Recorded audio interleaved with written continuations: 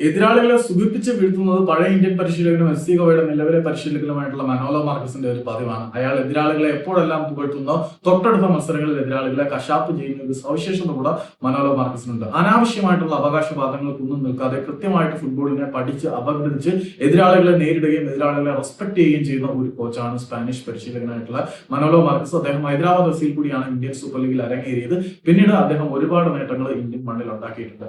ഇന്ന് കേരള ബ്ലാസ്റ്റേഴ്സ് തങ്ങളുടെ അവസാന ഹോം മത്സരത്തിൽ നേരിടാൻ പോകുന്നത് എസ് സി ഗോവയാണ്. സ്വന്തം തട്ടകത്തിൽ ഗോവയെ നേരിടാൻ ബ്ലാസ്റ്റേഴ്സ് അണിനിരക്കുമ്പോൾ ബ്ലാസ്റ്റേഴ്സിനെ ഒരിക്കലും വില കുറച്ച് കാണാൻ പരിശീലകനായിട്ടുള്ള മനോലോ മാർക്കസ് തയ്യാറില്ല. കിരീടം നേടാൻ പോരാടുന്ന മുൻനിര ക്ലബ്ബുകളെക്കാൾ ഞങ്ങൾക്ക് ഭയം ബ്ലാസ്റ്റേഴ്സിനെയാണ്. കാരണം അവർ വളരെയധികം മോട്ടിവേറ്റഡ് ആണ്.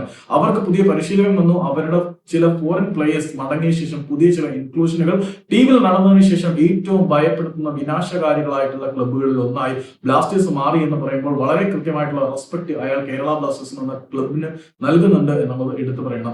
അതായത് കിരീടം നേടാൻ പോരടിക്കുന്ന വലിയ ക്ലബ്ബുകളെക്കാൾ ഞങ്ങൾക്ക് ഭയം, അല്ലെങ്കിൽ ഞങ്ങൾ ഭയക്കേണ്ടത് വളരെയധികം മോട്ടിവേറ്റഡ് ആയിട്ട് പുതിയ ഫോറിൻ പ്ലേയേഴ്സും പുതിയ പരിശീലകനും വന്നപ്പോൾ വളരെ ഡിസാസ്റ്റർ പെർഫോമൻസ് അല്ലെങ്കിൽ ഡിസ്ട്രക്റ്റീവ് ആയിട്ടുള്ള പെർഫോമൻസ് നടത്തിക്കൊണ്ടിരിക്കുന്ന ബ്ലാസ്റ്റേഴ്സിനെയാണ് ഞങ്ങൾ ഭയക്കേണ്ടത് എന്ന് പുള്ളി പറയുമ്പോൾ മാച്ച് വീക്ക് നമ്പർ 6 പോരാട്ടങ്ങളുടെ സ്കോർ ലിസ്റ്റ് പരിശോധിച്ച് നോക്കിക്കഴിഞ്ഞാൽ അവസാന മത്സരങ്ങളിൽ നിന്നും ഏറ്റവും കൂടുതൽ പോയിന്റ് സ്വന്തമാക്കിയ ക്ലബ്ബ് ബ്ലാസ്റ്റേഴ്സ് ആണ് എന്നുള്ളതാണ്. ഈ ഒരു പ്രകടനം നമ്മൾ നേരത്തെ നടത്തിയിരുന്നെങ്കിൽ ടൈറ്റിൽ കോണ്ടന്റേഴ്സ് ആയിട്ട് ബ്ലാസ്റ്റേഴ്സ് മാറിയാണ്.